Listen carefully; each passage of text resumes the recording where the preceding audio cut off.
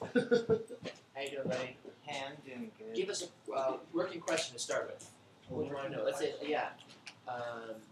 something about marijuana in antiquity. Marijuana and Yeah, is there anything you've always wanted to know about the origin of cannabis and its circulation into the human culture and like its primitive dismissal? wow. Dropping knowledge bombs. No, it's just not even knowledge. I'm dropping ignorance. Specific mystery. I wonder how this got here. Anything you've always wanted to know? No? Mystery? No. No? let me think about it. Nothing kind of It's not been on my mind lately. Right, not lately. Maybe that first time, or fourth time or something. Right, yeah. What about you, Sa? What about you? I'm trying to think of any. Anything you've always wondered, like, I wonder how this got its name. I wonder why it's big in some places. I wonder why it wasn't a bigger deal in the history I grew up with. I wonder why it didn't come up more. Or is it a sudden thing? It just suddenly appear on the scene and suddenly, like, just was totally. That is, yeah. When's the first noted time you could think of that it's actually been or mentioned, like. Right. Well, the noted time you can look up. All right. So. But the unnoted time, yes. That's the mystery. Exactly. How much can you extrapolate from the noted? Basically, kind of what the noted was and what it kind of happened. That's one of these kind of historical mysteries, right? Like the whole science of historiology is the things we can prove. There's someone took notes. They actually did pay this many talents of silver once upon a time. But then there's this whole like epic, basically the things that made people. Basically, the beginning of all civilization is the shit they didn't write down because it was what everyone was doing and led to. So these ways you can kind of figure it out and extrapolate. And a lot of it is the first time you do see things mentioned. It might point some kind of finger. But if you were wondering something, come on. Give me a question to work with. I have a question. So could you tell me about when did it first become like introduced in American culture? Aha! Very good question. So that's a bit of a historical mystery because it seems like it was they found some that was growing here. Yeah, that's what. Now, how long had that been growing here? Was it Vikings? Was it like actually the Mormon tradition of the ancient Semites, like the Jews left like the temple and just became Indians? Oh yeah. Across the Northwest Passage or something, or was it more recent and just no one wanted to take responsibility for it? Because there is some question about George Washington, Thomas Jefferson, right? Yeah, Serious a lot question. It's a hint from a lot of kept America going. Right. Cash crop. Right. Oh, but that could have been industrial hemp. It could be they knew about about industrial hemp, yeah. and they didn't know about this other thing they're doing over those Turks. In the East, who God only knows what they're up to.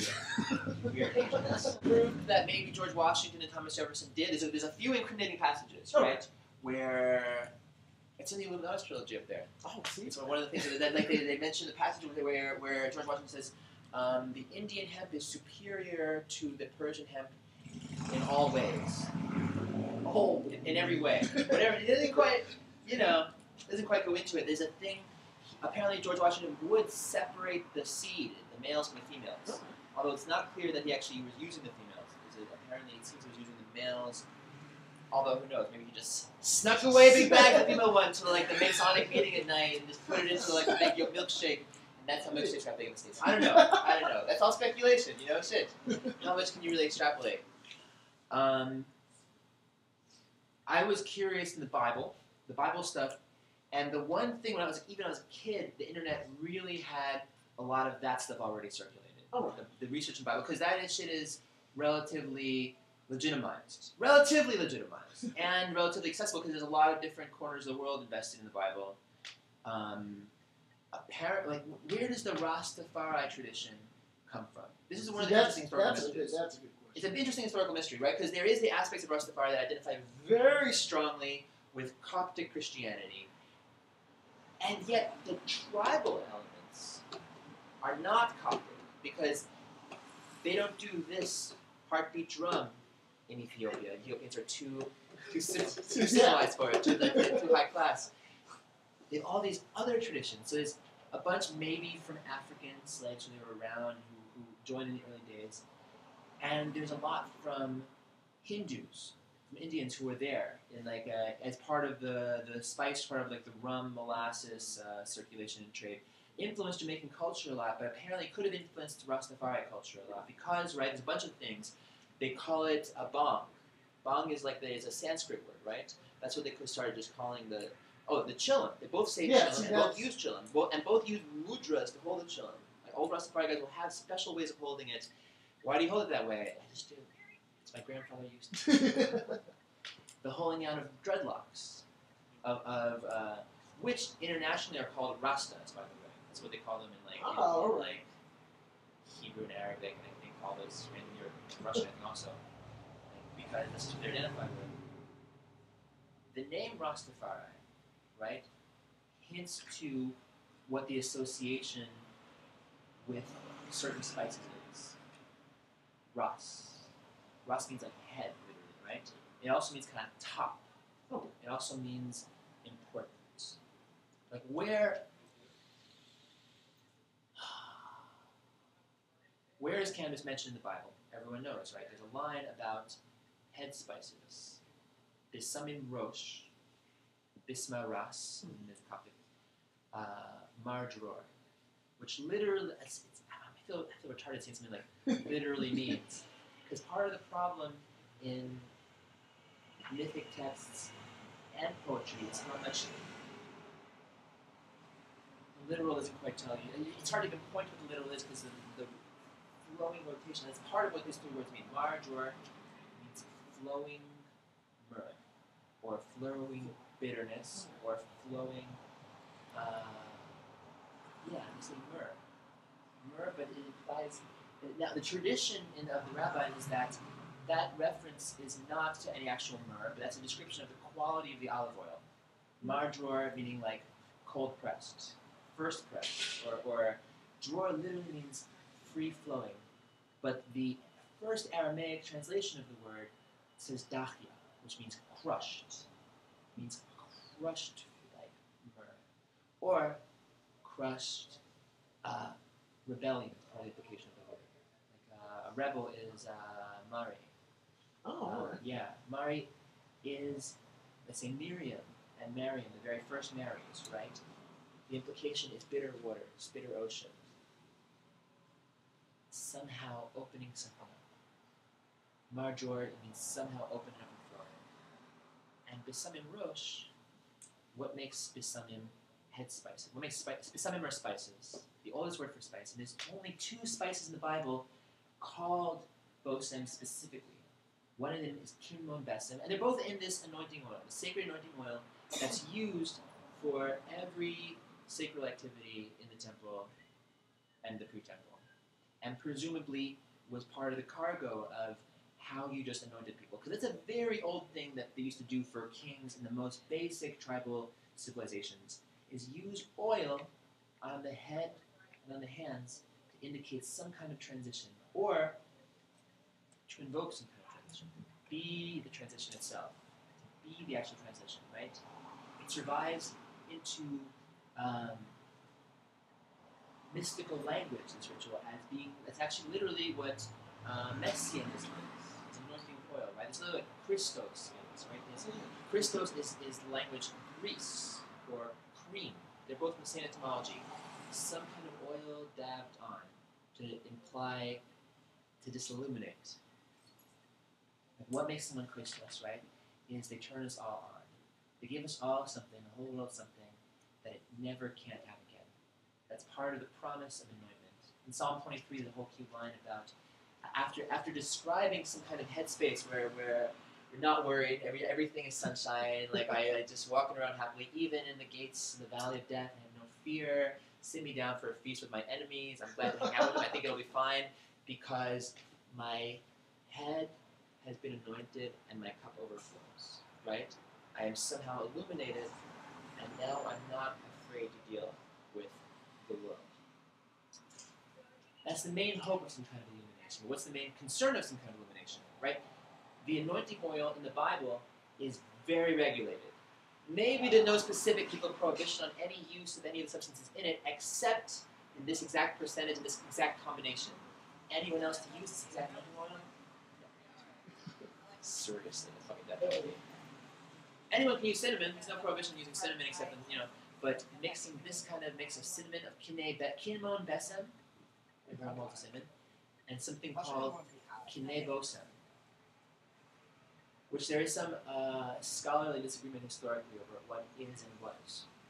The aforementioned Coptic tradition seems to translate kinebosem as cannabosem, which sounds pretty close. Yeah, sounds pretty close, and is actually one of the oldest cognates we have that sound like the word cannabis. But there's a bit of a question of how the Greeks got that word. Doesn't sound like any rootsy Greek idea. Although Canada is pretty universal in both Greek, Indo-Aryan, and Canaanite, meaning a reed, cane, right? Reed is Latin, but cane, no, that can't be right. Maybe cane is Greek and Latin. Shit. Who uses reeds? Yeah, that's what I'm trying to think. It's all cane. Fragrant cane, aromatic cane, sweet cane. They translated in the King James Bible as sugar cane, which is all kinds of bullshit. Mainly because sugar cane is, I guess it smells sweet, but you don't really think about aromatic. And because it's used as a balm in the book of Jeremiah. I don't really think I've ever heard of anyone putting sugar on wounds. Get rid of that. Putting like syrup. Probably put some maple syrup on that wound. I guess honey. I can see honey. Maybe but sugar cane? I can definitely see honey. Sugar cane's such though. Kinebosem is like the two most, bosem is just spice. And kine is just reed. Reed spice. Very generic word. Most of the euphemisms for reefer in the entire world culture are always the most basic words for just whatever grows. You got some herb, you got some green, you got some grass, you got some pot, anything your pot. The most general words. This is from a lot of language. In ancient China, the oldest word we have for marijuana is from China, right? Ma. Ma just means plant. Ma just means plant. They say China was the land of ma and ma, which is hemp and mulberries, apparently, which are related. That's apparently who we have to thank for the cultivation of those magical, wonderful things. Sounds like China is the oldest source we have for ma and ma, and they kind of migrated from there. It's pretty early. That it moves wherever it goes. Doesn't really get into Africa so much, but it becomes big in the Middle East. Is the difference between those words like intonation or something? Yes, I am certainly pronouncing them both. I'm certainly just making up my Chinese accent.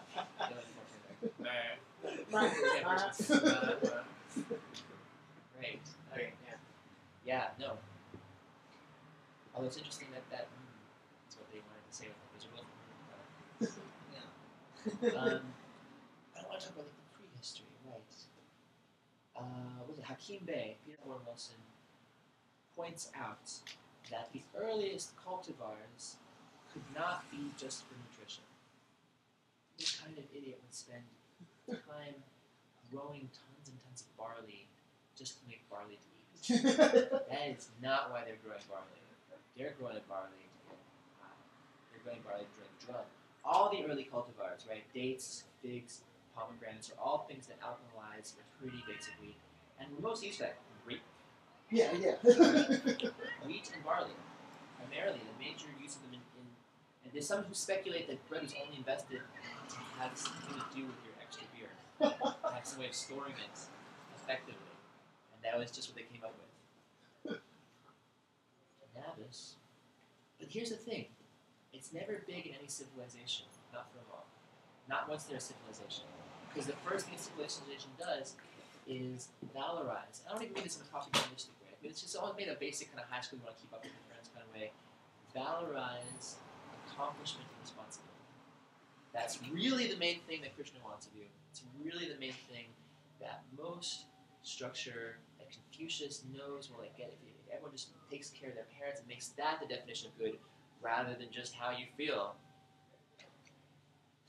then everything can work out.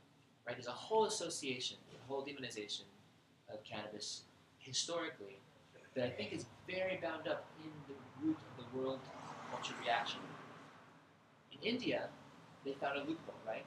In India, they found a way that even the people that they would demonize, they just have a different word for them. Space, let them do their thing. It's big enough. They can just go somewhere else.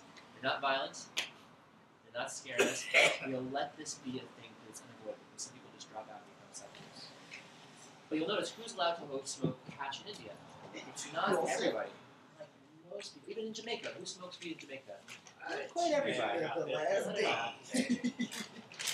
Yeah, I didn't realize I had seen They it have a in thing a while. in India where they made it had that like you can 6 of them see today. It was a like guy who doesn't have property. Exploration. They're like most of you kids, you want your kids to like work hard, have a house, have like grandkids or something. But let's say like 1 or 2 or 3 of your kids like just decide to renounce property, grow out their hair, let it knot up, and just smoke, chill all day long. More or less. Let's go to 707. So it gets them to all their time giving up on everything. I think there was a very early ambivalence with everything chaotic and wonderful in prehistory, where everyone who would notice how nice and also frustrating those things were wanted to find a way of bringing them into the new civilization. There's 2 aspects of civilization. There's the terrible one. Yeah, Some no guys problem. with Enjoy. swords, now they just kill the forest. They're building a wall. And the other aspect is we are the guys with swords, just starting to stay one. Just trying to somehow make it that we won't have to work as hard all the time to make things work. The beginning of that is the piling up of the grain. But as soon as people started piling grain, as soon as like Egyptians and Babylonians started piling up grain, everybody needed it. It became really important. It became really important to all the sheep herders who up until then had avoided having to spend time in the boozy, beery cities that were beginning to be.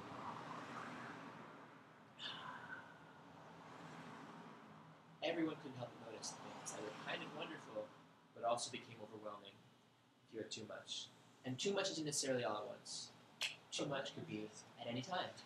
Too much could be, yeah. So that's a good example. Yeah, weed takes the edge off. Talk about the history of when like culture started to be sick of it was once they like they weren't worried about just feeling okay. They think they're going pretty well. They had some kind of thing they're proud of, and some kind of thing they felt accomplished of, and thing they thought they were building, and started getting ambitious and responsible. I was talking to someone in a car on the way up here last night.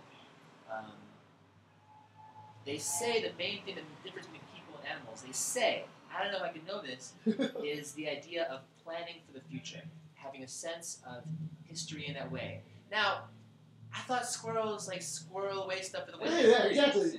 They got the store You know, stuff. come to think of it, like, we are the only species on the planet. Well, I can't say that for Yeah, sure. right. It's not like, We appear to be. yeah, the only ones that, you know, are aware of our death.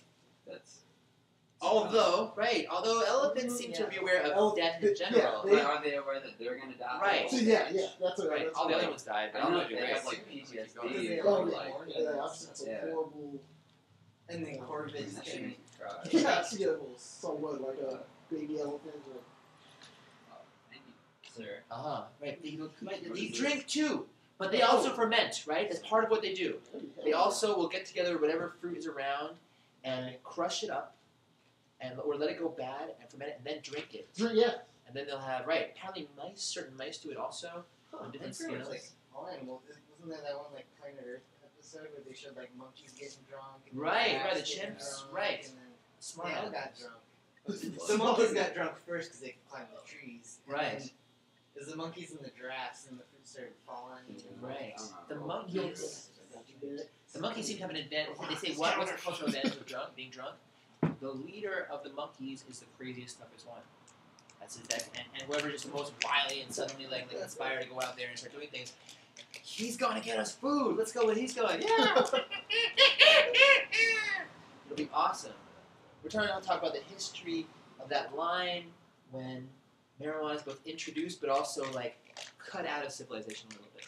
Because early on, right, the Taoists have a whole trip that like the sages are the state. That's really kind of true in Asia very early on. The sages are basically the state that we're all a little bit kind of overwhelmed by, the kind of mother-father figure that, like, on the other hand, really appreciates to the degree that it takes care of us, clothes us, or something. But as soon as it starts to become the thing that keeps us from having the great good time, get a little resentful and become pretty sure that we can do it a little better, if not a lot better. Cannabis, every civilization that is into it early on, either marginalizes it into almost complete non-existence or just medical memory for most of its history. So is there any like Jive turkey. speculative or definitive relationship ranging between going on. cannabis just and a little bit. Taoism? And What you Taoism guys doing? speculated, because I think Taoists did actually burn cannabis. They actually, I don't think about that. I remember Chris Bennett, the historians, come out specifically. Right. You know, I didn't know this until like last year, until like the 1600s. All the cinnamon in the entire world just came from one island in Sri Lanka. Not even the other island. The other island had like cola, and it was actually called candy, so I guess candy was developed there or something. But just one tiny island in Sri Lanka is where all the cinnamon in like ancient Egypt and ancient Rome, every empire makes cinnamon a sacred part of all of its funerary rituals. People are fucking dying all the time. That means they're buying Yes, I should be out drinking too. of cinnamon from, and no one even knew where it was from. Cinnamon for the longest time, except for the traders. No one except. The traders spent a rumor about it that it's actually exclusively, you can only get it from phoenixes. They pick it off of a high tree that nothing else can reach. And we get to the drop like that. We have meat burning on the side of the road, and the phoenixes come to eat some of it. Then we get the cinnamon. It was a huge historical question until even until the 1400s, 1500s about where cinnamon even came from. They used to say it's from the source of the Nile in Ethiopia, which is a euphemism for nowhere. Yeah, applesauce with cinnamon sounds really good. Nice, right, nice. Someone's telling me apples and all the fruits come from this one from the steppes of the Caucasus Mountains. Everything. Yeah. You probably find apples somewhere. I heard you guys have apples in Washington State. Is that true? No, that's not right. New York used to have an apple culture. And your apples. And Well, It's like the eastern part. It's like It's the other fresh side. come So Is that what you're apples and pears everywhere. So how did That's Rose what make I'm doing. everything in Oregon? Someone told me Rose didn't Shoot. everything rambling. Right. What's the real challenge for a fruit or a plant? That's really good. Apples made America possible because cider. That was the main thing that people survived the winter. And the main reason apples became circulated was not because they're delicious, because they are, but they weren't delicious at first. They just thought maybe we could get high from them. They just thought it'd be just soak them and turn to beer. And that'd be wonderful. And that's the whole way that all the fruit circulated initially. When did we start just eating them fresh? Once we were basically okay. Once basically we didn't feel like we needed to get drunk anymore, a whole etiquette started to form around all the ecstatic drinking things. Certain holidays, certain points, certain occasions, a certain way with a very civilized invocation, hoping for good for all of us. Look. L'chaim, l'chaim. That knows.